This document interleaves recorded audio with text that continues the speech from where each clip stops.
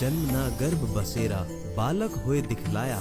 काशी नगर जल कमल पर डेरा, तहाँ जुलाहे ने पाया। जगत गुरु तत्वदर्शी संत रामपाल जी महाराज जी के सानिध्य में परमेश्वर कबीर जी के प्रकट दिवस पर 9, 10 और 11 जून 2025 को नेपाल सहित भारत के 12 सतलोक आश्रमों में 3 दिवसीय महासमागम का आयोजन किया जा रहा है।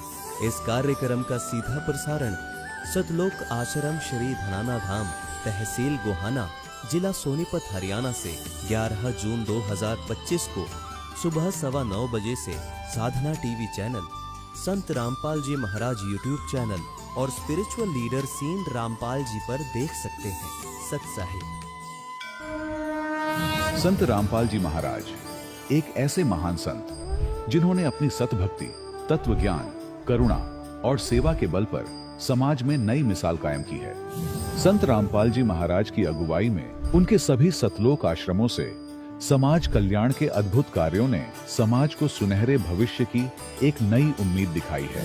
संत रामपाल जी महाराज से नाम दीक्षा लेने के बाद लाखों लोगों की लाइलाज बीमारियां जैसे कैंसर, एड्स आदि ठीक हुई। संत जी के ज्ञान से प्रेरित होकर उनके अनुयायियों ने लाखों यूनिट रक्तदान किया। संत जी ने लाखों बहन बेटियों का दहेज मुक्त विवाह करवाया।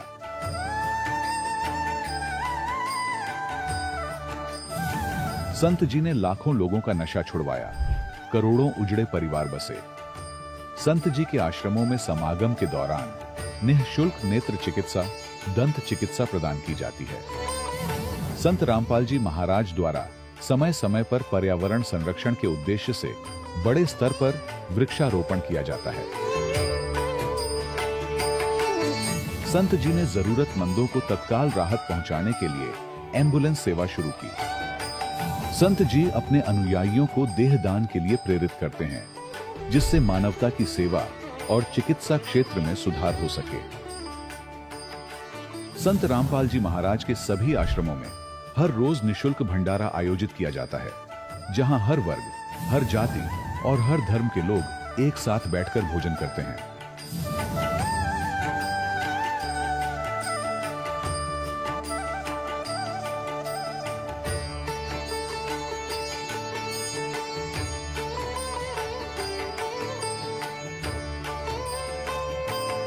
संत रामपाल जी महाराज के आश्रम में हजारों बुजुर्गों को सम्मान और प्यार के साथ जीवन जीने का अवसर मिलता है।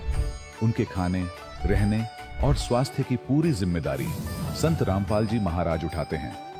अनाथ बच्चों के लिए संत रामपाल जी महाराज के सभी आश्रम किसी वरदान से कम नहीं। यहाँ उन्हें शिक्षा, संस्कार और भविष्य के लिए बेहतर अवसर प्रदान किए जाते हैं। चाहे बाढ़ हो, भूकंप या महामारी, संत रामपाल जी महाराज और उनके अनुयायी हमेशा ही जरूरतमंदों के लिए सबसे आगे खड़े रहते हैं। कोविड महामारी के दौरान संत रामपाल जी महाराज के आश्रमों से करोड़ों लोगों के लिए भोजन, दवाइयां और जीवन रक्षक सामग्रियां उपलब्ध कराई गई। चाहे गरीब की मदद हो या किसी शोषित और पीड़ित वर्ग के हक और सम्मान की लड़ाई, संत रामपाल जी महाराज ने हमेशा ही उनकी दबी आवाज को सरकारों तक पहुंचाया है और उन्हें उचित न्याय दिलवाने में अहम भूमिका अदा की है। समाज में आध्यात्मिक और सामाजिक मूल्यों के प्रति जागरूकता लाने में संत रामपाल जी महाराज हर कदम पर मानवता के सच्चे सेवक साबित हुए हैं। संत रामपाल जी महाराज का जीवन हमें सिखाता है कि सच्ची सेवा वही है जो निस्वार्थ भाव से की जाए। आइए हम भी इस महान सेवा के कार्य में इस महान संत से जुड़ें और संत रामपाल जी महाराज से नाम दीक्षा लेकर अपने जीवन को धन्य बनाएं।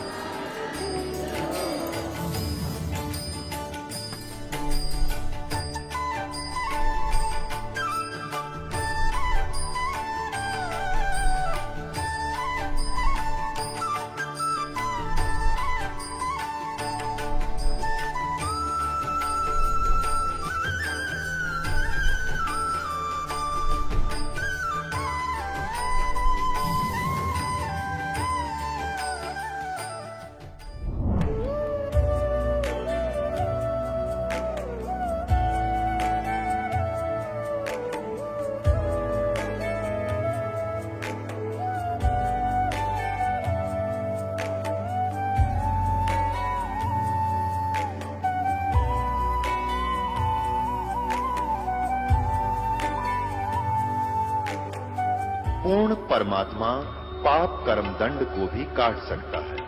अभी तक जिस भी संत व महापुरुष से मिले, उन्होंने यही बताया कि पाप कर्म फल भोगने से ही समाप्त होगा। वो प्रभु कौन है जो पाप कर्म को काट देता है, वो काल के बंधन से छुड़वा देता है? उसका क्या नाम है, पूजा की विधि क्या है? कृपया अवश्य सुनिए जगत गुरु तत्वदर्शी संत रामपाल जी महाराज के अमृत वचन। सत साहेब दर्शकों, क्या कभी आपने उस दर्द को महसूस किया है जब जीवन में सब कुछ होते हुए भी कुछ अधूरा सा लगता है? जब हर मंदिर, हर दरगाह, हर आश्रम के चक्कर लगाकर भी मन को शांति ना मिले, हर प्रार्थना एक खाली गूंज बन जाए। दर्शकों, ऐसी ही कहानी थी हरियाणा के रहने वाले भजन लाल जी की। 3 बेटियों के पिता होने के बाद भी भजन लाल जी को एक बेटे की ललक थी। ये हर रोज दुखी होकर शराब और मांस जैसे विकारों में डूबे रहते थे। ये विकारों को छोड़ना चाहते थे, लेकिन छोड़ने में असमर्थ थे। भजन लाल परमात्मा से गुहार लगाते थे, लेकिन इनकी प्रार्थनाएं अनसुनी हो जाती थी। लेकिन दर्शकों, आज भजन लाल जी का कहना है कि जब से मैंने संत रामपाल जी महाराज की शरण ग्रहण की है, तब से मेरी जिंदगी पूरी तरह से बदल गई है।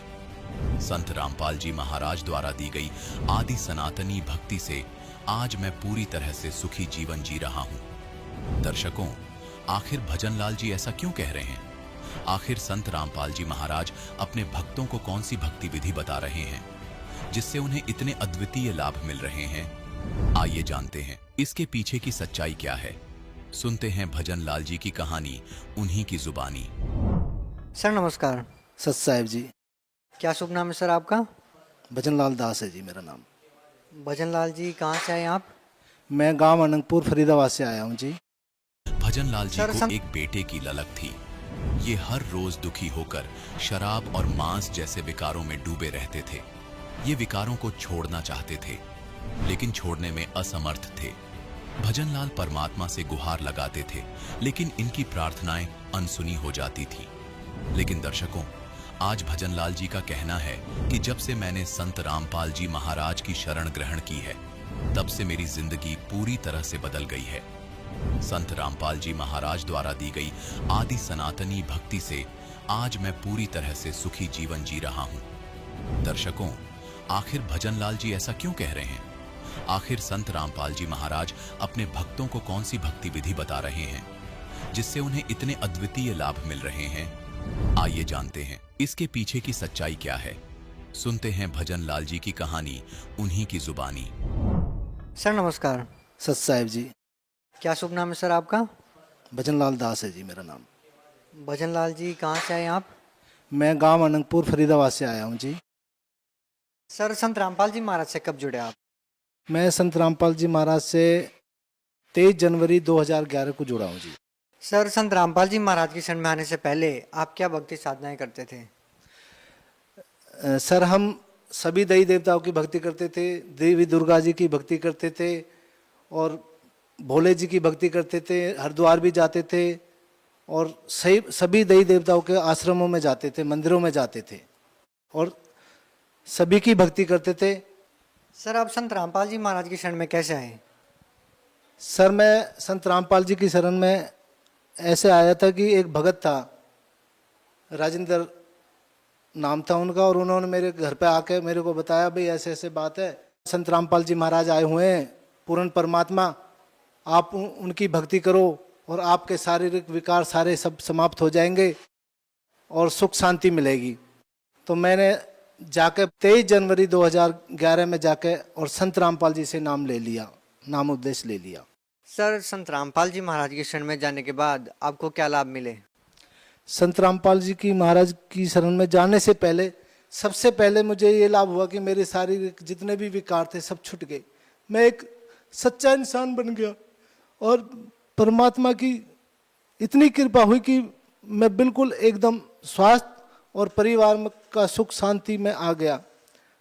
और संत रामपाल जी की शरण में जाने से मेरे को, मैं बहुत दुखी था। मेरा कोई बेटा नहीं था और 3 पुत्रियां थी और 38 साल के बाद मैंने बहुत परमात्मा से मन ही मन में अरदास लगाई। मैं काफ़ी देवी देवताओं के पास गया था, वहाँ पर काफ़ी अरदास लगाई थी, कहीं कोई लाभ नहीं मिला था। तो जब मैं संत रामपाल जी की महाराज की शरण में गया था तो मैंने अरदास लगाई, हे परमात्मा, मेरे को बहुत लालसा थी कि मेरा एक बेटा हो। मेरे 3 बेटियाँ थी, उनके बाद मेरे को बेटे की बहुत लालसा थी। और मैंने सतगुरु रामपाल जी महाराज जी से प्रार्थना करने के बाद में, और मेरे को 9 महीना बाद ही एक परमात्मा ने एक पुत्र को प्राप्ति मिली थी। सर, संत रामपाल जी महाराज के बारे में ऐसा भी कहा जाता है कि वो सभी धर्मगुरुओं की निंदा करते हैं। सर, वास्तविकता क्या है? सतगुरु रामपाल जी महाराज निंदा नहीं करते, वो तो सच्चाई बताते हैं सबकी, और वो बिल्कुल सच बताते हैं। सत्य, कोई बुराई नहीं होती, कोई निंदा नहीं होती, सत्य बोलना सबको अधिकार होता है, सत्य बोलने का कोई ऐसी बात नहीं है। सतगुरु रामपाल जी महाराज एक एक किताब खोल खोल के सभी की बता रहे हैं कि भाई ये इसके बारे में ये लिखा है, इसके बारे में लिखा है। और सतगुरु रामपाल जी निंदा नहीं करते, वो बिल्कुल सच्चाई बता रहे हैं कि भाई तुम समझ जाओ, अब भी वक्त है। सर, हिंदुस्तान में बहुत सारे धर्मगुरु हैं, उन सभी को छोड़कर आप संत रामपाल जी महाराज की ही शरण में क्यों गए? संत रामपाल जी की महाराज की शरण में जाने से पहले जब मैं गया तो जी मैं बहुत विकार करता था, दारू पीता था, मांस खाता था। तो मैंने और धर्मगुरुओं के भी वहाँ पे गया था, तो वहाँ पे भी जा जाकर मैंने अरदास लगाई, मेरी दारू मीट नहीं छूटी। तो मैंने जब जैसे ही मैं संत रामपाल जी महाराज की शरण में गया तो मेरे दारू मीट छूट गए, छुमंतर हो गए। तो मैंने सोच लिया कि भाई यही पूर्ण परमात्मा है, यही भगवान है, और ये धरती पर आए हुए हैं। क्योंकि सतगुरु रामपाल जी शरण में जाने से जब अगर हमारी दारू मीट छुमंतर हो सकती है तो वो क्या नहीं कर सकते? ये तो कुछ भी नहीं है, जो मांगोगे वही देते हैं परमात्मा। सर, भगत समाज को क्या संदेश देना चाहेंगे? भगत समाज को मैं यही संदेश देना चाहूँगा जी, भाई देखो जी, मेरे विकार छूट गए तो सब तुम्हारे भी विकार छूट जाएंगे। तुम एक बार शरण में आके तो देखो, परमात्मा की, सतगुरु रामपाल जी की शरण में आके देखो। और सतगुरु रामपाल जी महाराज जी कहते हैं कि भाई एक बार तुम आके देखो, अगर तुम्हें अच्छा लगे तो ठीक है, नहीं फिर चले जाना। तो ये कोई पूर्ण परमात्मा ही बता सकता है, पूर्ण परमात्मा ही कह सकता है इन बातों को, और कोई नहीं कह सकता। उनसे नाम दाम दीक्षा लेकर अपना मोक्ष कराओ। सर, बहुत बहुत धन्यवाद आपका। सत साहिब जी। दर्शकों, अभी आपने सुने संत रामपाल जी महाराज से दीक्षा प्राप्त करके सुखी हुए भक्त के अनुभव। अब देखिए जगत गुरु तत्वदर्शी संत रामपाल जी महाराज के मंगल प्रवचन। पुण्यात्मा, लेकिन उस मालिक की लीला ने ये काल क्या जान सकता है। यदि उस समय परमात्मा ब्राह्मण वर्ग में वर्ण में होते और शिक्षा ग्रहण कर लेते और वो ये बातें बताते तो फिर भी किसी ने नहीं मानना था। लेकिन आज ये ना यकीन होता, विश्वास होता है कि कबीर इज गॉड, तो ये कहने वाले मिल जाते कि ये ब्राह्मण था, इसने संस्कृत पढ़ ली और समझ में आ गई थी, इसने जान लिया होगा उसमें। ये एक न्यारी कृपा करके कह दाता कि आज हम उनके सामर्थ्य से ये जान जाएंगे कि कबीर परमात्मा है। क्योंकि उनको संस्कृत का ज्ञान नहीं था, लेकिन सब ग्रंथों का ज्ञान था, और अपने सिंपल लैंग्वेज में उसको बोलकर सच्चिदानंद घन ब्रह्म की वाणी, कबीर वाणी में लिपिबद्ध करवा गए थे, जो आज हमारे सामने प्रमाणित है। तो पुण्यात्माओं, सबसे पहले आज के सत्संग में आपको थोड़ा सा ये सिद्ध करते हैं कि परमात्मा साकार है या निराकार। उसके बाद फिर आपको बताएंगे कि मोक्ष होगा कैसे। हमें परमात्मा का भी पता लग गया कि कबीर इज गॉड, और ये भी पता लग गया सदग्रंथों में कि परमात्मा साकार है, मनुष्य दृश्य है। लेकिन वो मिले कैसे, उसकी प्राप्ति कैसे हो, उस लोक में कैसे जाया जा सके जहां जाने के बाद साधक फिर जन्म मृत्यु में कभी नहीं आता, वह परम शांति को प्राप्त होता है। आज का सत्संग ये 2 टॉपिक आपको दिखाएंगे, सुनाएंगे, प्रमाण देंगे। पुण्यात्मा, देखो परमात्मा की रजा आपके ऊपर कैसी है। थोड़ी सी गर्मी होती है, परमात्मा बच्चा अपनी प्यारी आत्माओं के अमृत बरसा देते हैं, ठंड सी कर देते हैं कि ताकि ये बच्चे परमात्मा की मेरी महिमा को सुन ले। यदि अच्छी ठंड कर दी तो तुम सारे लटके लेने लग जाओगे, न पड़े बैठे बैठे सोओगे। तो जितनी आवश्यकता है उतना ही अपने बच्चों को डोज देंगे।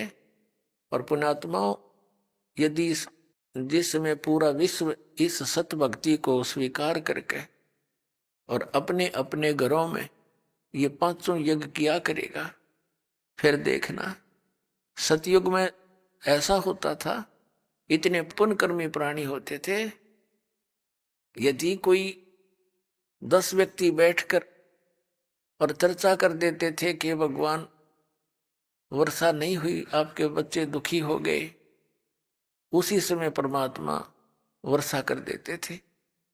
यानी कोई अभाव सतयुग में नहीं होता था। पिता से पहले पुत्र नहीं मरता था, स्त्री विधवा नहीं होती थी।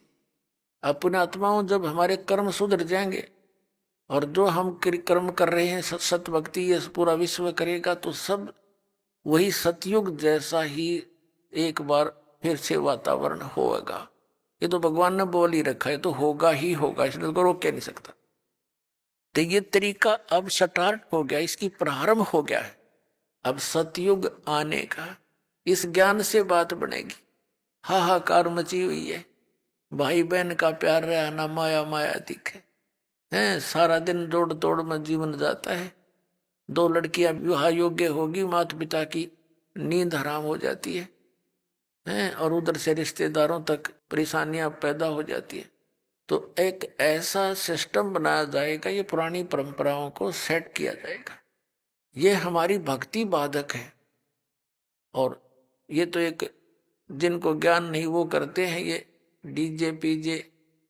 बता, परमात्मा कहते हैं कि झूठे सुख को सुख है, यू मान रहा मन मोद, यू सकल से बिना काल का, कुछ मुख में कुछ गोद।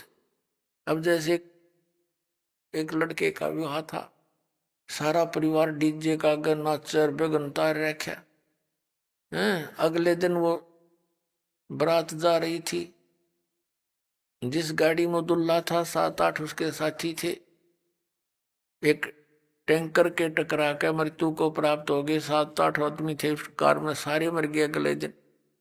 फिर समाचार पत्रों में उनके चित्र थे, उनकी बहनों के और माता पिता के रोते हुए के बाल पाड़ रहे थे, टक्कर मार रहे थे।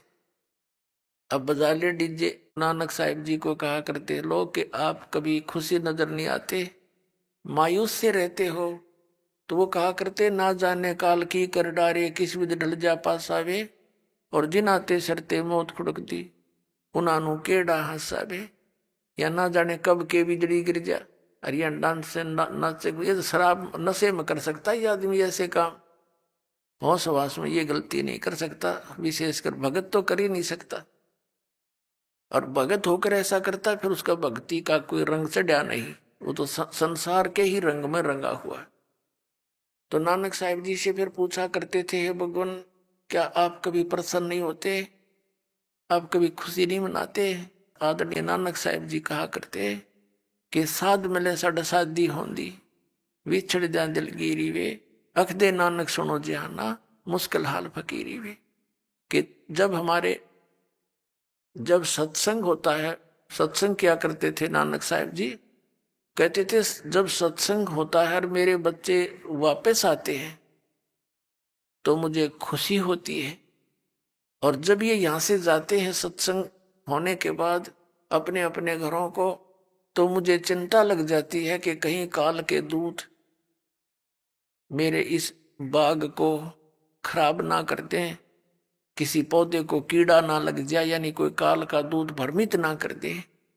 क्योंकि नानक साहिब जी के विरोधी बहुत थे, पूरा हिंदू समाज विरोधी था, सब ब्राह्मण विरोधी हो गए कि तो ब्रह्मा विष्णु महेश को कुछ नहीं समझता, इनसे ऊपर भगवान बताता है। तो कहते थे कि जब ये मेरे बच्चे वापस आ जाते हैं साधु संगत, तो मेरी खुशी का ठिकाना नहीं रहता कि ये बचे हुए हैं काल के दूतों से।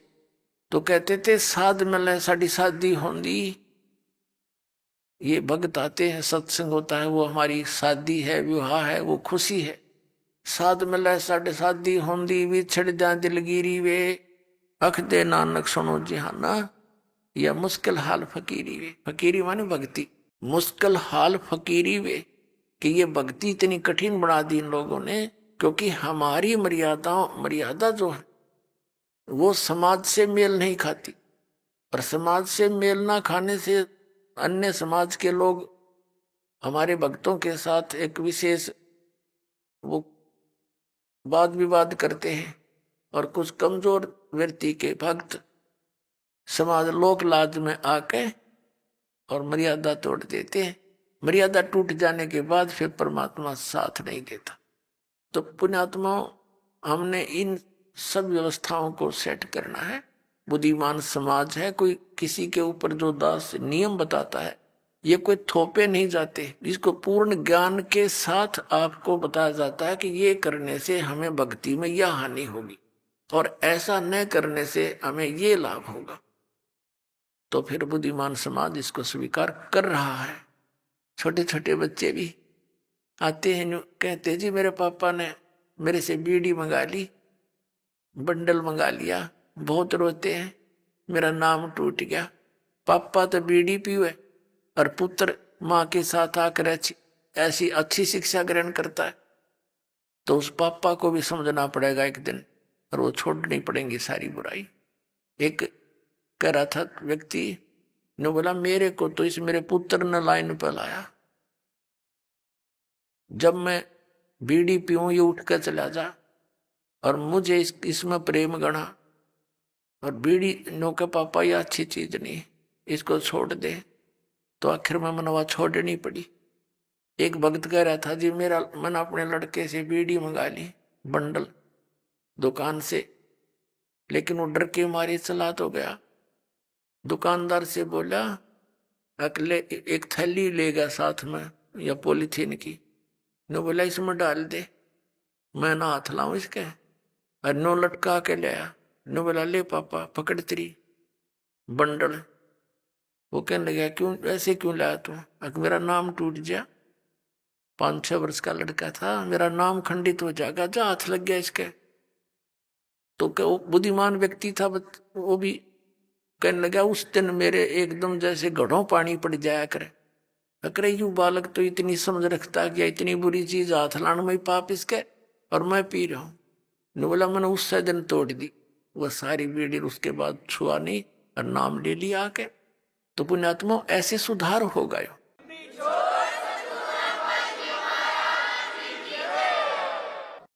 पुण्यात्मा ये शराब कोई पीने की चीज है।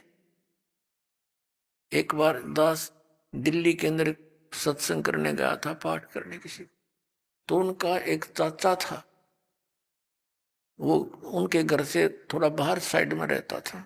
उसकी चाची आई, रोने लग रही बुरी तरह। तो मैंने कारण पूछा, माँ भैया क्यों रो रही है बहन बेटी? उसने बताया जी मेरा चाचा पालम एयरपोर्ट पे अच्छे सर्विस करता है और सारी की दारू शराब पी जाता है। इनके घर पे कई बार तो आटा भी नहीं होता, यहां से ले जाती है। आज से लगभग 10-12 वर्ष पहले की बात है। वो कह रहा था ये लगभग 20,000 रुपये लेता है और कर्जा कर रखा है इसने शराब पी पी के। पुण्यात्मा वो छोटी छोटी बच्ची थी, उसकी 3-4 लड़कियां थी, लड़का नहीं था उसमें। तो वो लड़कियां भी बताती हैं कि महाराज जी मेरा पापा आया करे ना जब घर पे, हम तो आते मेरी माँ को पीटते हैं, हम माँ को छुटाते हैं तो हमें भी पीटता है। वो बड़े वाली थी 12-13-14 वर्ष की। वो कहती थी मैं तो अपनी माँ के ऊपर गिर जाती हूँ जब मेरी माँ को पीटता है, और मेरी छोटी बहनें चारपाई के नीचे घुस जाती हैं डर की मारी। बताओ, अरे जिस पापा ने उन बच्चों को सीने से लगाना चाहिए था वो इस शराब पी का आवे और वो उस तक छुपते फिरे। अब शाम फिर हम अगले दिन सुबह सुबह जा रहे थे घूमने के लिए, 3 दिन का पाठ करते थे, मेरे साथ 2-3 भक्त थे। तो वो बहन रास्ते में खड़ी पाई और कहने लगी जी, और गेल उसकी सास आई, कहने लगी जी आ जाओ थोड़ी देर बैठ के जाओ, चाय पानी बनावांगे। वो हम बैठ के हम चल कि इसका पति आया हुआ है, उसने कुछ समझा दो। हम वहां जाकर बैठ गए, हम उसके आंगन से में बैठ गए। गर्मियों का दिन था, सुबह सुबह छाया थी, सूर्योदय हुआ ही था, और वो जा रहा था घूमन फिरन सैर सपट्टे को। उसकी इंतजार में हम बैठ गए।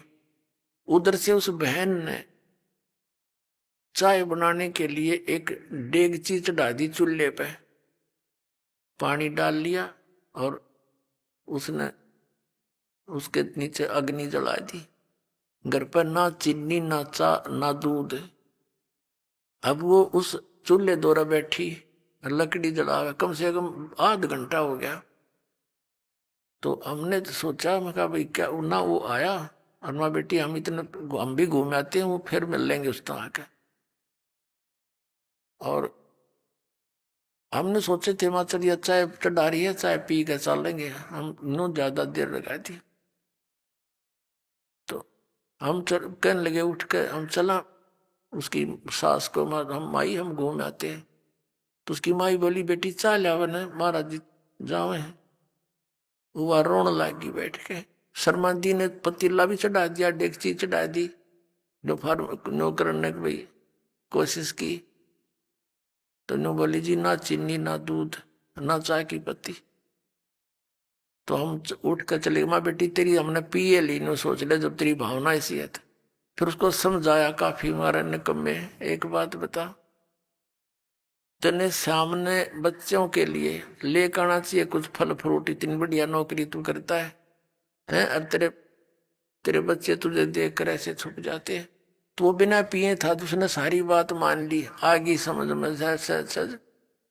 तो उसने 2 दिन छुट्टी ले ली, सत्संग सुना, पुण्यात्माओं उसने उपदेश ले लिया। फिर तनख्वाह ठीक थी, तीसरे महीने मोटरसाइकिल कढ़ा ली, स्कूटर बच्चा ने बढ़िया कपड़े लाया और ठीक ठाक घर की सेटिंग कर ली। तो ऐसे इस ज्ञान से धीरे धीरे सुधार होगा, क्योंकि हमारे आसपास बुराई घनी फैल गई। तो जो ना बुराई करना चाहते बच्चे वो बुराई में अग्रसर हो गए।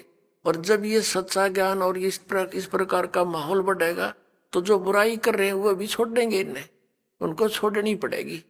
या कोई कर्ण का काम है, नाश करने का, इज्जत नहीं, गली में पड़ा पड़ा कुत्ते मुत्ते उसके मुंह पे, ऐसा बुरा हाल। तो इस प्रकार ये ज्ञान सुधार में होगा। तो अब हमने सबसे पहले आपको दिखाते हैं कि परमात्मा कैसा है, फिर आज बताएंगे आपको वो कैसे मिलता है। अपने आत्माओं ने तो ईसाई धर्म के व्यक्ति, श्रद्धालु, उनके जो गुरु हैं, वो अपने पवित्र शास्त्र से परिचित, पवित्र बाइबल पवित्र ईसाई धर्म का एक प्रमाणित सदग्रंथ है। और वो क्या बताता है, और ईसाई धर्म के अंदर कौन सी लोकवेद चल रहा है कि गॉड इज फॉर्मलेस, परमात्मा निराकार है। और पवित्र बाइबल क्या बताता है देखिएगा। पवित्र बाइबल संपूर्ण अध्ययन बाइबल,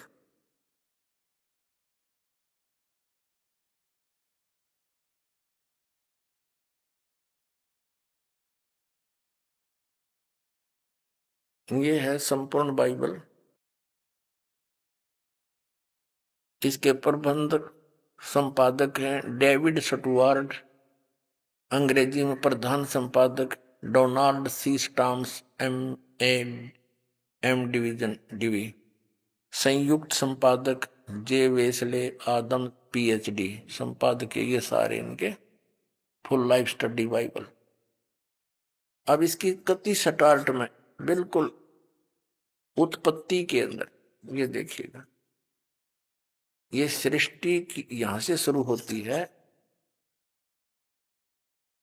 इसके यहां से 4 पृष्ठ से जेनेसिस यानी सृष्टि उत्पत्ति आरंभ। आदि में परमेश्वर ने आकाश और पृथ्वी की सृष्टि की। पृथ्वी बेडौल और सुनसान पड़ी थी, गहरे जल के ऊपर अंधियारा था। परमात्मा का आत्मा जल के ऊपर मंडराता था। जब परमेश्वर ने कहा कि उजियाला हो तो उजियाला हो गया, और परमेश्वर ने उजाले को देखा अच्छा है, और परमेश्वर ने उजियाले को अंधेरे से अलग किया। और परमेश्वर ने उजियाले को दिन और अंधियारे को रात कहा। सांझ हुई, भोर हुआ, इस प्रकार ये पहला दिन हुआ। तो ऐसे फिर ये दूसरा दिन हुआ और कुछ रचना की, फिर तीसरा दिन हुआ, ऐसे कुछ, अब चौथा दिन। यहाँ फिर सांझ हुई, भोर हुआ है, चौथा दिन हुआ। अब हम यहाँ आ जाते हैं 5वें दिन पर। भोर हुई, ये प्रश्न नंबर 5 पे यहाँ लिखा है कि भोर हुई, सांझ हुई, भोर हुआ और इस प्रकार ये 5वां दिन। अब हम 6वां दिन पढ़ाएंगे। फिर परमेश्वर ने कहा, हम मनुष्य को अपने स्वरूप के अनुसार अपनी समानता में बनाए। वे समुद्र की मछलियों और आकाश के पक्षियों और घरेलू पशुओं और सारी पृथ्वी पर और सब रेंगने वाले जंतुओं पर जो पृथ्वी पर रेंगते अधिकार रखे। तब परमेश्वर ने मनुष्य को अपने स्वरूप अनुसार उत्पन्न किया। अपने ही स्वरूप के अनुसार परमेश्वर ने उसको उत्पन्न किया, नर और नारी करके उसने मनुष्य की सृष्टि की। अपने आत्माओं, परमात्मा ने मनुष्य को अपने जैसा बनाया और नर नारी करके उनकी उत्पत्ति की। तो भगवान कैसा? नर आकार हुआ सिद्ध। हरि ने पूछ ले परमात्मा कैसा है? God is formless. एक तंत्र कथा बना रखी। अब परमात्मा कहा करते, मोती मुक्ता दर्शत नाई, ये जग है सब अंदरे, दिखत के तो नैन चसम, इनका फेरा मोतिया बंदरे। ये दिखत थे विद्वान और इनका फिर रहा था मोतिया बंद अज्ञान का। अब आगे देखना, एक और कंसेप्ट क्लियर करके है इस पवित्र बाइबल में कि परमात्मा का आदेश किसी भी व्यक्ति को मांस खाने का नहीं है। देख क्लियर होगा। अब यहाँ 5वां अध्याय 5वां पृष्ठ पढ़ रहे हैं हम, प्रथम अध्याय का, और 26वां श्लोक हमने पढ़ लिया। 26 में फिर परमेश्वर ने कहा, हम मनुष्य को अपने स्वरूप के अनुसार अपनी समानता में बनाए। तब परमेश्वर ने मनुष्य को अपने स्वरूप के अनुसार उत्पन्न किया। अपने स्वरूप के अनुसार परमेश्वर ने उसको उत्पन्न किया, नर और नारी करके उसकी सृष्टि की। अब आगे देखो, परमेश्वर ने उनसे कहा, सुनो, जितने बीज वाले छोटे छोटे पेड़ सारी पृथ्वी के ऊपर हैं और जितने वृक्षों में बीज वाले फल हैं, वे सब मैंने तुमको दिए हैं, वे तुम्हारे भोजन के लिए। छोटे छोटे पेड़, बीज वाले पेड़ कौन से हैं? ये बाजरा, ज्वार, मकई हैं, गेहूं, चने, और बाकी ये फल फ्रूट पेड़ पौधे। कहते केवल ये खाने का आदेश है, मांस खाने का नहीं तुम्हारे को। अब आगे देखो, ये तुम्हारे भोजन के लिए है। और जितने पृथ्वी के पशु और आकाश के पक्षी और पृथ्वी पर रेंगने वाले जंतु हैं, जिनमें जीवन का प्राण है, उन सब के खाने के लिए मैंने सब हरे हरे छोटे पेड़ दिए हैं। और वैसा ही हो गया। तब परमेश्वर ने जो कुछ बनाया था सब, अब देखो, इन किसी को भी मांस खाने का नहीं है अधिकार, पशु पक्षियों को भी। तब परमेश्वर ने जो कुछ भी बनाया था देखा, सबको देखा तो क्या देखा? बहुत अच्छा है। सांझ हुई, भोर हुई, फिर यूं इस प्रकार 6वां दिन हो गया।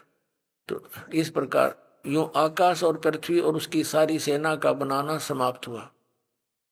फिर परमेश्वर ने अपना काम जिसे वह करता था 7वें दिन समाप्त किया और उसने अपने किए हुए काम से 7वें दिन विश्राम किया। और परमेश्वर ने 7वें दिन को आशीष दी और पवित्र ठहराया, क्योंकि उसमें उसने सृष्टि की रचना करके सारे काम से विश्राम लिया। अपने आत्मा, अब ये जिसने ये सारी सृष्टि रची वो परमात्मा सतपुरुष है। उसने ये सारी सृष्टि रचकर फिर काल को हैंडओवर कर दी इस ज्योति निरंजन के। फिर इसने आगे अपने पुत्रों को के द्वारा इसकी सारी व्यवस्था बनवाई। इसके लिए वैसे तो लंबा चैप्टर है इसमें, लेकिन हम अधिक ना जाए गहराई में क्योंकि समय थोड़ा है। तो हमने ये सिद्ध हो गया कि परमात्मा ने एक तो मांस खाने का आदेश नहीं दिया और मनुष्य को अपने जैसा बनाया, तो परमात्मा भी मनुष्य जैसा ही है।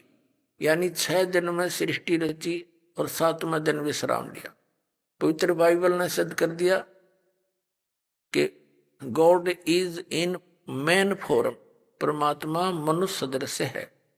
उसकी स्वरूप की स्थिति तो कबीर परमेश्वर ने अपनी बताई रखी है कि वहां जीव आत्मा जाती है, हंस आत्मा, उसका तो इतना नूर होता है, इतना तेज होता है शरीर का, 16 सूर्य जितना प्रकाश ओनली पूरी बॉडी का, और नर मनुष्य जैसा ही है। और परमात्मा का एक रोमकूप में, एक रोम में समझो, बाल में या रोमकूप समझो, करोड़ सूर्य मिला दे, करोड़ चंद्रमा, इतनी एक रोमकूप की शोभा है परमात्मा की, वो इतने समर्थ है। तो जीव और ब्रह्म एक नहीं हो सकता, जीव तो अलग है। जैसे आत्मा और परमात्मा ये कभी एक कैसे हो सकते? जैसे मनुष्य भी, मनुष्य जो है एक तो एक मजदूर व्यक्ति है, एक राजा है, दोनों ही मनुष्य है, लेकिन उनके समर्थता में बहुत अंतर है। ऐसे ही आत्मा और परमात्मा में भिन्नता है। अब इसके साथ साथ आप किसी मुसलमान धर्म से के किसी श्रद्धालु से पूछिए परमात्मा कैसा है, कहते हैं परमात्मा तो बेचून है, बेचून माने निराकार। और पवित्र कुरान शरीफ हमें क्या संकेत दे रही है? देखिए, ये कुरान शरीफ है, इसके विषय में लिखा है कि यह इस फारसी की, यहाँ पर अरबी भाषा का ये हिंदी अनुवाद है। यह वह इल्हामी किताब है जिसमें कोई संदेह की गुंजाइश नहीं, यानी इसमें जो लिखा वो हमने पूरा मान्य है, ये मुसलमान भाइयों की तरफ से है। इसमें जो लिखा है इसमें कोई अगर मगर करने की जरूरत नहीं, हमने ये फाइनल है, इसमें सच लिखा है। ठीक, अब ये कहाँ से छपी है? ये इसका अर्थ है शास्त्रीय अरबी पदवी पर नागरी लिपि में, रूपांतरकार हैं नंद कुमार अवस्थी, और ये शेरवानी संस्करण। ये कहाँ से छपा है? ये कुरान शरीफ शेरवानी संस्करण, प्रकाशक हैं लखनऊ किताब घर, मौसम बाग, सीतापुर रोड, लखनऊ। अब हम इसके, ये मुद्रक भी यही है, मुद्रक है लखनऊ पब्लिशिंग हाउस, वो ये 37 कैंटोनमेंट रोड, लखनऊ। अब हम इसके सूरत फुरकानी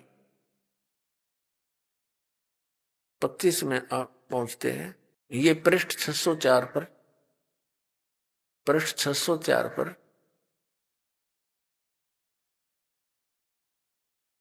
और ये कुरान शरीफ सूरतुल फुरकानी, ये सूरत फुरकानी 25 इसका। यहां हम नीचे देखेंगे ये 51 नंबर 52 नंबर आयत, इसमें लिखा है, ये तो अरबी भाषा को एज इट इज देवनागरी लिपि में लिखा है, जैसे रोमन भाषा में अंग्रेजी में लिखा करें हिंदी को, ये ऐसे लिखा है, फला तुतियल काफिरन व जाहिदों बिही जिहादन कबीरन।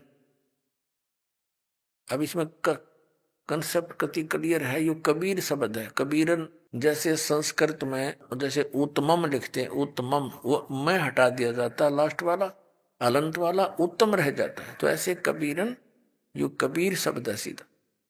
इसका कंसेप्ट थोड़ा सा और क्लियर करना पड़ेगा। ये पवित्र कुरान मजीद है, इसका नाम बदल रखा है, बाकी अक्षर का भी अंतर नहीं है। देखिएगा, ये कुरान मजीद है, मुतरजम अरबी, ऑफिस प्रकाशक है ऑफिस बुक डिपो, 422 मटिया महल, जामा मस्जिद, दिल्ली 6।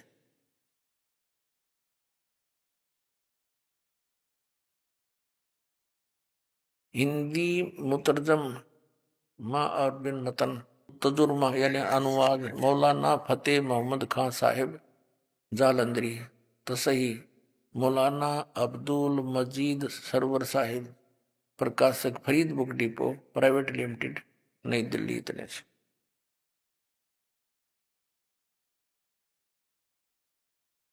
मुद्रक है मोहम्मद, प्रस्तुत करता है मोहम्मद नासिर खान। ये सारी डिटेल दी है इनकी प्रकाशक की। अब इसके दिखाते हैं थोड़ा सा, सिर्फ एक लाइन दिखाएंगे इसकी। ये है, इसमें पृष्ठ नंबर 576 है और वही कुरान मजीद है। कुरान शरीफ को चाहे मजीद, ये सूरतुल फुरकानी 25। इसके उसी तरह नीचे ये तो एजडीज पूरी उर्दू में, अरबी भाषा को उर्दू भाषा में लिखा है और इससे फिर हिंदी में लिखा है। फला तुतियल काफिरन ने जाहिदुम बिही जिहादन कबीरा। अब कबीरा लिखो चाहे कबीरन लिखो, इसका अर्थ कबीर है, सीधी सी बात है, ये कबीर है ये शब्द। अब हम फिर से उसी कुरान शरीफ, पवित्र कुरान शरीफ को प्रमाण में लेते हैं। ये हमने कुरान मजीद रख दी, उससे सिर्फ ये देखना था। अब हम फिर आगे उसी 604 पृष्ठ पे कुरान शरीफ के सूरत फुरकानी 25 के और पृष्ठ नंबर, ये इसमें उर्दू है वही, और इसको फिर पहले अरबी भाषा को हिंदी में लिखा है और फिर इसका अनुवाद हिंदी में किया है, वो अलग दिखाएंगे। ये है फला तुतियल काफिरन व जिहादुम जाहिदुम बिही जिहादन कबीरन। इन्होंने यहाँ क्या किया, इसका अनुवाद यहाँ लिखा है हिंदी में। ये 52वीं आयत है, 51वीं यहाँ समाप्त होगी। ए पैगंबर तुम काफिरों का कहा न मानना और इस कुरान शरीफ की दलीलों से उनका सामना बड़े जोर से करो। इन्होंने कबीर का अर्थ बड़ा कर दिया। अब इसका क्या अर्थ है ये दास बताएगा। हजरत मोहम्मद जी को जिस अल्लाह ने, गॉड ने, खुदा ने ज्ञान दिया, वो अल्लाह मुसलमान धर्म का अल्लाह है, यानी हजरत मोहम्मद जी का वो खुदा है। और इनका मानना है कि हजरत मोहम्मद जी को ज्ञान खुदा ने दिया।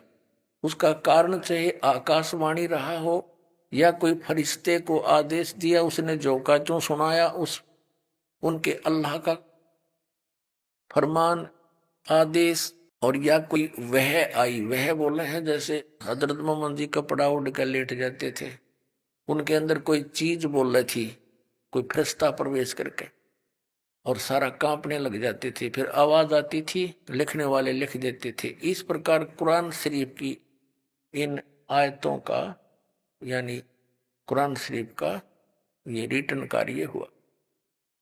अब इसमें क्या बताया है, हजरत मोहम्मद का जो खुदा है वो कह रहा है हजरत मोहम्मद को, जो कुरान शरीफ का ज्ञान दाता है, वो कह रहा है कि मैं तुझे जिस कबीर नामक अल्लाह के विषय में जानकारी दे रहा हूं, ये वो परमात्मा है जिसने सारी सृष्टि की रचना की है और जिसने 6 दिन में सब सृष्टि रची और 7वें दिन तख्त पर जा बैठा, ये कबीर नामक अल्लाह है। और ये पाप नाशक है, ये अपने भक्तों के, अपने उपासकों के गुनाहों को भी खूब खबरदार है, खूब जानता है, उनको नाश कर सकता है। अभी आपने सुने संत रामपाल जी महाराज के मंगल प्रवचन। आइए अब सुनते हैं संत रामपाल जी महाराज से नाम दीक्षा लेकर सतभक्ति करके अद्भुत लाभ प्राप्त करने वाले अनुयायी के विचार।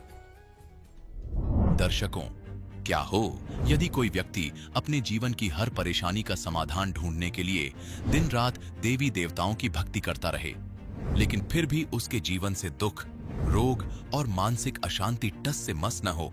दर्शकों, ऐसे में उसका विश्वास डगमगाना स्वाभाविक है। दर्शकों, ऐसी ही कहानी थी हिमाचल प्रदेश के रहने वाले हरनाम कश्यप जी की। हरनाम जी ने अपने जीवन का अधिकांश समय देवी देवताओं की भक्ति में बिताया, लेकिन जब इस भक्ति से इन्हें कोई समाधान नहीं मिला तो इन्होंने झाड़ फूंक, तांत्रिक विद्या और टोने टोटके तक आजमा लिए। लेकिन अफसोस, इसके बावजूद भी इनके जीवन में चल रही समस्याएं जैसे शारीरिक बीमारी, मानसिक तनाव और पारिवारिक कलह कभी खत्म नहीं हुई। लेकिन दर्शकों, आज हरनाम जी का कहना है कि जब से मैंने संत रामपाल जी महाराज से नाम दीक्षा ली है और शास्त्रों के अनुसार भक्ति को अपनाया है, तब से मेरे जीवन की दिशा ही बदल गई है। अब न सिर्फ मेरा स्वास्थ्य भी पहले से बेहतर है, बल्कि मेरा मानसिक तनाव भी समाप्त हो चुका है। दर्शकों, आखिर संत रामपाल जी महाराज ऐसी कौन सी भक्ति करवाते हैं जो उनके शिष्यों के जीवन को इतना बदल देती है? आखिर इसके पीछे की सच्चाई क्या है? आइए सुनते हैं हरनाम कश्यप जी की कहानी, उन्हीं की जुबानी। जी नमस्कार। नमस्कार सर। सर क्या नाम है आपका? मेरा नाम हरनाम कश्यप है सर। हरनाम जी कहाँ से आए आप? मैं डिस्ट्रिक्ट मंडी हिमाचल प्रदेश से हूँ सर। सर क्या करते हैं आप? मैं पहले आर्मी में था, अभी रिटायर लाइफ व्यतीत कर रहे हैं अभी। संत रामपाल जी महाराज से नाम दीक्षा लेने से पहले क्या भक्ति साधना करते थे आप? मैं संत रामपाल जी महाराज जी से दीक्षा लेने से पहले देव देवताओं की भक्ति करता था और सबसे ज़्यादा मैं शिव जी को मानता था। और उनके मैंने लगभग लोग बताते हैं कि 17 व्रत करने से क्या है, उनका अनुष्ठान करने से जो है काफ़ी लाभ प्राप्त होते हैं। तो मेरे जो हर बंदा मतलब लालची टाइप था मैं, तो मैं सोचता था कि मतलब मेरे को ज़्यादा लाभ होना चाहिए। तो मैंने क्या है 17 की जगह 34 मतलब 34 व्रत किए थे और 34 के बाद मैंने अनुष्ठान किया। और जैसे सोमवार, मंगलवार, वीरवार, शुक्रवार, जन्माष्टमी, शिवरात्रि और नवरात्रि के व्रत में कभी भी जिंदगी में नहीं छोड़े, हर बार करता था जितनी बार भी होते थे। सर जैसा कि आपने बताया कि आप हिंदू धर्म की पारंपरिक पूजाओं को बड़ी श्रद्धा और आदर के साथ करते थे, तो हम आपसे ये जानना चाहेंगे कि फिर आपको संत रामपाल जी महाराज जी से नाम दीक्षा लेने की क्या जरूरत आन पड़ी? जी, मैं भी पहले मतलब संत रामपाल जी महाराज क्या किसी भी संत के ऊपर विश्वास नहीं करता था। लेकिन मैं जब पूजाएं करता था बहुत सारी, जैसे मम्मी पापा की मतलब मैं पूजा करता था, मम्मी पापा को ही भगवान मानता था और सभी देव देवताओं की पूजा भी करता था। तो मेरे एक दोस्त थे आर्मी में, वो मेरे को बार बार बोलते थे कि हरनाम सिंह जी आप क्या है, एक भक्ति कर लो, एक कश्ती में बैठ जाओ, आप इतनी अलग अलग कश्तियों में बैठ के पार नहीं हो सकते। तो उन चीज़ों को देख कर मेरे मतलब मन में बार बार क्वेश्चन उठता था। तो जब जैसे धीरे धीरे मेरे भी मन में इच्छा हुई कि मैं एक परमात्मा कौन है उसको जानूं और उसकी भक्ति करूं, उसी दौरान मेरे बड़े भाई जी ने संत रामपाल जी महाराज से दीक्षा ले रखी थी और मैंने उनका काफ़ी विरोध भी किया। 1 साल 1 महीना भर लगभग मैंने उनको बहुत सारी गालियाँ भी दी, बहुत सारे मतलब हमारे घर की जैसे स्थिति थी, वो हमारे घर में आज जो प्रचलन था सुबह से शाम तक मतलब अपने मम्मी पापा के पैर छूना, या कोई सुबह शाम हम जो देव देवताओं की भजन करते थे, कीर्तन करते थे, वो सब चीज़ें करते थे। लेकिन संत रामपाल जी महाराज के बाद जो भाई मेरे जुड़ गए थे, तो उन्होंने बताया कि ये जो आप साधना कर रहे हैं इनसे आपको कोई लाभ नहीं होगा, वास्तविक जो लाभ है एक परमात्मा की शरण में जाने से होगा। तो जब मैंने अपने बड़े भाई से वो चीज़ सुनी और गुरु जी के संत रामपाल जी महाराज के सत्संग सुने, तो मैंने देखा कि जो मैं साधना कर रहा हूँ, व्रत कर रहा हूँ, जो भी कर रहा हूँ अभी तक मैंने किया, उसका कहीं भी कोई भी प्रमाण नहीं है। लेकिन संत रामपाल जी महाराज जो भी बता रहे हैं वो चीज़ प्रमाणित करके बता रहे हैं। हमारी गीता जी में, वेदों में, हर शास्त्र में दिखाते हैं जो आप भक्ति कर रहे हैं क्यों करनी है, कैसे करनी है, किसकी करनी है, ये सारी चीज़ें संत रामपाल जी महाराज जो प्रमाणित तरीके से बता रहे थे। इसलिए मैं संत रामपाल जी महाराज की शरण में आया। हरनाम सिंह जी, सबसे पहले तो हम आपसे ये जानना चाहेंगे कि हम जिस भी संत रामपाल जी महाराज के शिष्य से मिलते हैं तो वो बताते हैं कि उनको बहुत सारे लाभ मिलते हैं संत रामपाल जी महाराज से नाम दीक्षा लेने के बाद। तो सबसे पहले तो आपसे हम यही जानना चाहेंगे कि संत रामपाल जी महाराज से नाम दीक्षा लेने के बाद आपको कोई लाभ मिला? संत रामपाल जी महाराज की शरण में आने से मेरे को बहुत सारे लाभ हुए। छोटे छोटे तो बहुत सारे लाभ होते रहते हैं पर डे, जैसे परमात्मा बताते भी हैं कि जो थूक सूख जाएगा मेरे भक्त का, जो परमात्मा की भक्ति कर रहा है, जिसको 3-4 साल अगर नाम दीक्षा लिए हो गए तो उसका थूक सूख जाएगा। वो भक्ति के लाभ बताते बताते, लेकिन वो लाभ खत्म नहीं होंगे। इसी प्रकार हमारे साथ भी पर डे हर दिन परमात्मा के कई लाभ होते रहते हैं। लेकिन जो मुख्यतः लाभ है, जैसे शुरू में मेरे जब बच्चे थे, मैं देव देवताओं के ऊपर बहुत आरूढ़ था, उनकी भक्ति करता था, तो मेरे बच्चों की आंखों में जो है आंसू जो होता है, आंखों का जो पानी होता है अंदर ही सूख जाता था। और मैं उसके लिए मंदिर में जाता था या डॉक्टर के पास जाओ, डॉक्टर ने बोला अभी इनकी उम्र छोटी है, इनका ऑपरेशन नहीं हो सकता। तो जैसे मतलब देव देवताओं के पास भी गया कि मैं बच्चों की आंखें ठीक हो, लेकिन वो आंखें ठीक नहीं हुई और उनमें क्या है आंखों में आंसू जम जाते, जैसे पानी जम जाता था। और जैसे सोए उठते थे तो मेरे बीबी को क्या है, उनको मतलब गर्म पानी से, मतलब मैं तो फौज में था तो मेरी मिसिज को क्या है, उसको गर्म पानी करके हाथ से सेक के और फिर उनकी आंखों में घुमाना पड़ता था, जिससे उनकी आंखें खुलती थी। तो मैं इस चीज़ से बहुत ज़्यादा परेशान था, इरिटेट था कि मतलब इतनी साधना करने के बाद भी मैं परेशान हूँ। तो संत रामपाल जी महाराज की शरण में आने से मेरे को पता लगा कि जो लाभ परमात्मा दे सकते हैं वो सब देव देवता नहीं दे सकते। जैसे बताते भी हैं कि सब देव देवता जो है उनका कहना है कि हम उसको जितना व्यक्ति के किस्मत में होता है हम उसको उतना ही दे सकते हैं, उससे अधिक नहीं दे सकते।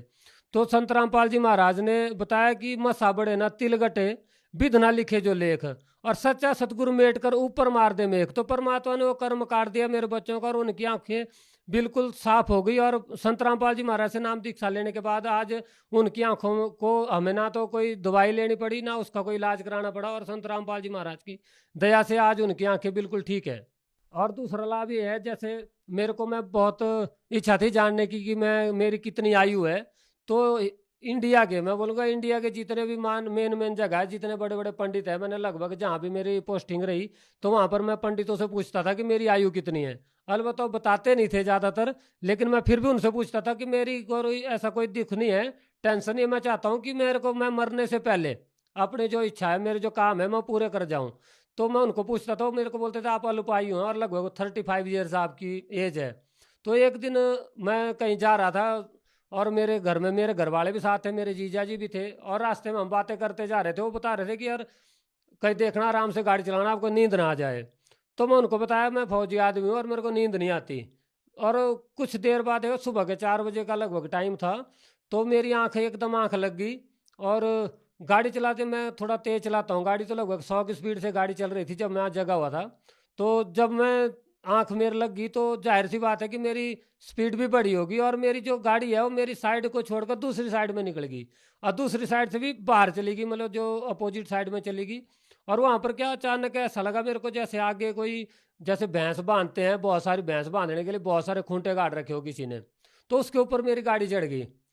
तो उस टाइम तो चलो बच गए, जैसे भी लगा कि संत रामपाल जी महाराज ने आज हमें बचा लिया, लेकिन इतना मतलब विश्वास नहीं हुआ। फिर वहाँ से निकल गए, जब हम सफ़र पूरा कर लिया जहाँ हम गए थे किसी काम से, तो काम करके जब हम वापस आ रहे थे तो मेरे जीजा के मन में ख्याल आया, तो उन्होंने मेरे को बोला भाई देखते हैं आज तूने कहाँ रात को खूंटे तोड़े हैं। तो बोला मैं सोता ही नहीं। तो जब वापस ही आए तो हमने वहाँ पर पूरा चेक किया था, जैसे जब गए थे तो पूरा चेक किया, कहाँ घर है, खेत है, या मतलब कोई गाँव है, वो हर चीज़ चेक की थी। जब वापस आए तो वो जगह सेम थी, लेकिन वहाँ पर वो जगह नहीं थी जहाँ पर मेरा एक्सीडेंट हुआ, जहाँ पर मेरी गाड़ी चढ़ गई। जो खूंटे थे वो वहाँ पर प्रेजेंट नहीं थे, और जो वहाँ जगह थी वो भी वहाँ प्रेजेंट नहीं। हमने देखा भी यहाँ कोई खुदाई तो नहीं हो गई है, तो वो खुदाई भी नहीं हुई थी। तो इसका मतलब ये है सीधा सीधा कि जो मेरी 35 ईयर्स उस दिन पूरी हुई थी और मेरे मृत्यु होनी थी, वो संत रामपाल जी महाराज की दया से मेरे को जीवन दान मिला और मेरी आयु बढ़ी। आज संत रामपाल जी महाराज से मेरी आयु का जो मेरे को जीवन दान मिला, मेरे को वो संत रामपाल जी महाराज की दया से मिला। और जैसे एक बार मैं फौज में भी था, तो फौज में एक ऑपरेशन हुआ हमारा, तो उस दौरान क्या हुआ कि मिलिटेंट्स के साथ, जैसे आतंकवादियों के साथ हमारा आमना सामना हो गया। तो उसमें संत जो मेरे साथ वाले थे, अचानक जैसे फायर खुला तो मेरे साथ वाले 2 व्यक्ति थे, जो 2 जवान थे, उन दोनों को गोलियां लगी, मेरे साइड वालों को।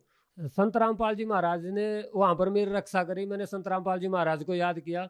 संत रामपाल जी महाराज जैसे बताते हैं कि कोई भी कठिनाई, कोई भी मुश्किल, बड़ी से बड़ी मुश्किल अगर आपको आती है, तो आपने जो भक्ति बताई है, जो नाम सुमन के लिए बताए हैं आप लोगों को, उसका सुमन करना है, आपकी रक्षा होगी। तो उसी प्रकार मैंने संत रामपाल जी महाराज का नाम लिया और आज मैं आपके सामने खड़ा हूँ और इंटरव्यू दे रहा हूँ। तो ये संत रामपाल जी महाराज की वजह है, जो उन्होंने मेरे को 2-2 बार जीवन दान दिया है, मेरे को जीवन रक्षा करी मेरी। हरनाम सिंह जी, पहले आप जो पारंपरिक पूजा करते थे, उन साधनाओं को करने के बाद भी आपको कोई विशेष लाभ नहीं मिला, और आपने बताया कि संत रामपाल जी महाराज से नाम दीक्षा लेने के बाद आपको बहुत सारे लाभ मिलने लगे। सर, हम आपसे ये जानना चाहेंगे, क्या पहले जो साधनाएं आप करते थे, क्या वो साधनाएं आपने ठीक से नहीं की, इस वजह से आपको लाभ नहीं मिल रहा था, या फिर संत रामपाल जी महाराज से नाम दीक्षा लेते ही आपको लाभ कैसे मिलने लगा? सर, क्या कारण है? ऐसा नहीं है कि पहले हमने जो साधनाएं ठीक से नहीं की। साधनाएं जो हम पहले भी ठीक कर रहे थे, लेकिन जो साधना हम कर रहे थे वो शास्त्र विरुद्ध थी। हम शास्त्रों का ज्ञान नहीं था हमें। जैसा किसी ने बताया, हम किसी मंदिर में गए तो किसी पंडित ने बोला भाई यहाँ से आपको लाभ हो जाएगा, हमने उस पर आरूढ़ रहे। जैसे देव देवताओं के मंदिर में हम जाते थे, किसी ने बोला नैना देवी में चले जाओ, तो हम नैना देवी चले गए। किसी ने बोला आप वैष्णो देवी चल, तो वहाँ पर आपको ज़्यादा लाभ मिलेगा। तो जैसे हम वैष्णो देवी गए तो वैष्णो देवी जी भी चले गए किसी के बोलने से, लेकिन किसी के बोलने से चले गए, हमने उसका कोई निर्णय नहीं किया, क्योंकि हमें खुद को कोई जानकारी नहीं थी। संत रामपाल जी महाराज की शरण में आने से लाभ ऐसे होने लगे, क्योंकि संत रामपाल जी महाराज जो भी ज्ञान देते हैं वो शास्त्रों के अनुसार देते हैं। संत रामपाल जी महाराज बताते हैं कि जो हम शास्त्रों के विरुद्ध साधना करते हैं उससे ना तो हमें कोई सिद्धि मिलती ना कोई मोक्ष प्राप्त होता। तो जो संत रामपाल जी महाराज साधना बताते हैं, आज जैसे मैं पहले मंदिर में भी गया, मस्जिद में गया, गुरुद्वारा में गया, चर्च में गया और शिव जी के अन्य को व्रत किए, सभी देव देवताओं के व्रत किए, उनसे मेरे को कोई 1% भी मतलब बोलते उसको लाभ नहीं प्राप्त हुआ। लेकिन संत रामपाल जी महाराज की शरण में आने से आज मेरा जीवन जो है खुशहाल है, मेरे बच्चे खुश हैं। और गुरु नानक देव जी की एक वाणी है जिसमें बोला है कि घर सुख बसया बाहर सुख पाया।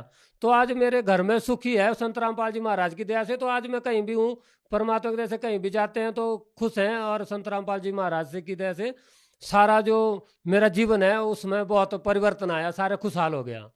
हरनाम सिंह जी, जैसा कि आपने बताया कि संत रामपाल जी महाराज से नाम दीक्षा लेने के बाद आपका जीवन खुशहाल हो गया, आपके जीवन में बहुत सारे बदलाव आए। सर, हम आपसे जानना चाहते हैं कि आप हिमाचल प्रदेश से बिलोंग करते हैं। हिमाचल को देवों की भूमि कहा जाता है और हिंदुस्तान संतों की भूमि है। तो सर, आपको नहीं लगता कि किसी और संत से आप नाम दीक्षा लेते तब भी आपको इतने सारे लाभ मिल सकते थे? और संतों से अगर मैं नाम दीक्षा लेता तो मेरे को लाभ प्राप्त नहीं होते, क्योंकि पहले भी मैं सभी जो साधना है वो कर ही रहा था। और जैसे जागो पंथ से भी पहले नाम दीक्षा ले रखी थी हमने, तो कोई ऐसा कोई विशेष वो मंत्र नहीं बताते थे। और मैं शिव जी के व्रत करता था, और जो नौ नवरात्रि के व्रत करता था वो व्रत मैं ऐसे करता था कि सुबह से शाम तक एक पानी की बूंद भी नहीं पीता था। अभी इससे अच्छी साधना और कौन कर पाएगा कि मतलब जो पानी भी ना पिए, सुबह से शाम तक एक बूंद ना पिए और 9 दिन ना पिए, 9 दिन में सिर्फ एक टाइम खाना खा के और बस जीता रहे। तो इतनी साधना मैं करता रहा, फिर भी मुझे मतलब 1% भी किसी लाभ नहीं हुआ। और मेरे को हमेशा जहाँ भी जाता था ये सुनने को मिलता था कि आप प्रारब्ध कर्म है, आपको पिछले कर्मों से जो पिछले कर्म आपने किया उसकी वजह से आपको हानि हो रही है। लेकिन संत रामपाल जी महाराज की शरण में आने से, उनकी जो शास्त्रानुकूल भक्ति है उसको करने से आज मेरे को इतने लाभ मिले। मेरे बच्चे ठीक हैं, मेरा परिवार खुश है और मैं आज खुश हूँ, आपके सामने खड़ा हूँ, जीवित हूँ, क्योंकि संत रामपाल जी महाराज ने मेरे को जीवन दान भी दिया है। सर, हम बहुत सारे संतों महंतों से मिलते हैं और उनके सत्संग प्रवचनों में सुनते हैं कि प्रारब्ध के कर्म तो भोगने से ही समाप्त होते हैं। वो तो आपके पिछले कर्म होते हैं, किया कर्म तो आपको भोगना ही पड़ता है। तो इन सब चीज़ों के बावजूद आपको संत रामपाल जी महाराज जी इस तरह के लाभ कैसे दे सकते हैं? देखिए, जो प्रारब्ध बताते हैं, जैसे मेरे को भी पहले मैं कई जगह गया हूँ और मेरे बच्चों की जो प्रॉब्लम्स थी उसके बारे में कई संतों ने, कई देव देवताओं ने मेरे को बोला कि पिछले कर्म है आपको काटने पड़ेंगे। जैसे मैं अन्य भक्ति कर ही रहा था, तो संत रामपाल जी महाराज विश्व में एक ऐसे संत हैं जिनका कहना है कि अगर प्रारब्ध ही भोगना पड़ेगा तो हमें भक्ति क्यों करनी। तो संत रामपाल जी महाराज विश्व के एकमात्र संत हैं जो प्रारब्ध को बताते हैं। अगर हम शास्त्रानुकूल भक्ति करते हैं, शास्त्रानुकूल भक्ति ना करने से हमें प्रारब्ध भोगना पड़ेगा। लेकिन संत रामपाल जी महाराज जो शास्त्रानुकूल भक्ति देते हैं, विश्व में एकमात्र संत हैं जो शास्त्रानुकूल भक्ति देते हैं। और उनका कहना है कि अगर शास्त्रानुकूल भक्ति आप करेंगे तो आपके प्रारब्ध भी कट जाएंगे। जैसे मैं खुद इसका एक प्रमाण हूँ, जहाँ पर मैं जाता था मंदिर में, मस्जिद में, मेरे को बताया जाता था कि आपके प्रारब्ध कर्म आपको भोगने पड़ेंगे। फिर संत रामपाल जी महाराज की शरण में आने से मेरा प्रारब्ध कहाँ गया? पहले जो मैं साधना कर रहा था वो शास्त्र अनुकूल ना होने की वजह से मेरे को उससे कोई लाभ नहीं प्राप्त हो रहा था। लेकिन संत रामपाल जी महाराज ने जो शास्त्र अनुकूल भक्ति मेरे को बताई उससे मेरे को ये लाभ हुआ। और आज आपके सामने मतलब जो हर चीज में मेरे को प्रारब्ध भी कट गया परमात्मा की दया से। और संत रामपाल जी महाराज जो बताते भी हैं, अपनी वाणियों के द्वारा भी बताते हैं बार बार कि बेटा आपको प्रारब्ध भी कट सकता है और आपका जो मसा बढ़े ना तिल घटे, बितना लिखे जो लेख, और सच्चा सतगुरु मेट कर ऊपर मारते मेघ। तो संत रामपाल जी महाराज ने आज हमारे प्रारब्ध कर्मों में वो मेघ मार दी, वो कील लगा दी वहां से उसके और हमें आज जो पिछले पाप थे वो ना भोग कर हमें क्या है खुशियां, आज खुशियां ही खुशियां हमारे घर में संत रामपाल जी महाराज की दया से होगी, जो अन्य संत नहीं दे सकते थे। सर, आपने बताया कि हिंदू धर्म की पारंपरिक पूजाओं को आपने बड़ी श्रद्धा के साथ किया है और शायद ही आपकी तरह कोई कर पाए। तो आज जो लोग इन्हीं साधनाओं में आरूढ़ है, इन्हीं साधनाओं में लीन हैं, उन लोगों को आप क्या कहना चाहेंगे, क्या संदेश देना चाहेंगे? मैं उनको यही कहना चाहूँगा कि जो पारंपरिक साधनाएं जो हम कर रहे थे पहले से करे, जैसे मैं भी कर रहा था, किसी ने मंदिर में बोला जाने के लिए मंदिर में गया, मस्जिद में बोला मस्जिद में गया, और चर्च में बोला चर्च में भी गया, तो आप लोग भी वही साधनाएं करते रहेंगे, पिछली जो आरूढ़ता के ऊपर चलते रहेंगे। लेकिन मैंने जो इतनी साधनाएं की उनसे मेरे को 1% भी लाभ नहीं मिला। तो मैं सबको यही संदेश देना चाहूँगा कि आज समाज जो है पढ़ा लिखा है, किसी को बरगलाया नहीं जा सकता। और जो संत हैं जो बता रहे हैं आज की डेट में, वो उनका ज्ञान देखिए और संत रामपाल जी महाराज के प्रवचन सुनिए, हमारी गीता जी में, वेदों में उनके अनुसार तो बता रहे हैं। और लोग बोलते हैं हिंदू धर्म के, तो संत रामपाल जी महाराज हिंदू धर्म के ग्रंथों को दिखा दिखा के बता रहे हैं कि किस प्रकार की हमें साधना करनी चाहिए, कौन से अध्याय में, कौन से श्लोक में क्या लिखा है, हर चीज बता रहे हैं।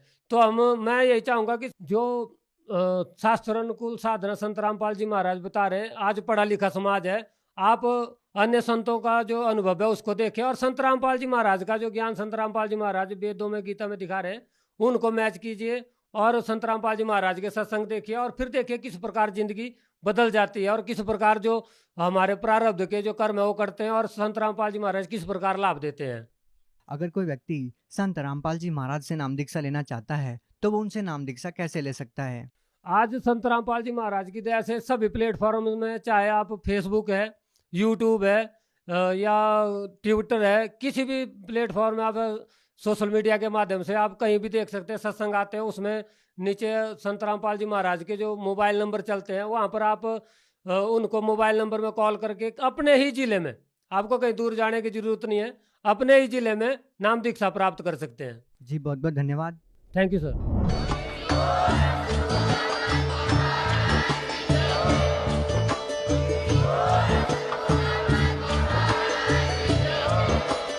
आप सुन रहे थे जगत गुरु तत्वदर्शी संत रामपाल जी महाराज जी के मंगल प्रवचन। अधिक जानकारी के लिए विजिट कीजिए हमारी वेबसाइट www.jagatgururampalji.org। संत रामपाल जी महाराज जी के शुभ आशीर्वाद से पूरे विश्व भर में 500 से भी ज्यादा नाम दीक्षा केंद्र हैं, जिन पर संत रामपाल जी महाराज जी द्वारा ऑनलाइन निशुल्क नाम दीक्षा दी जा रही है। अपने नजदीकी नाम दीक्षा केंद्र का पता करने के लिए संपर्क करें 8222880541।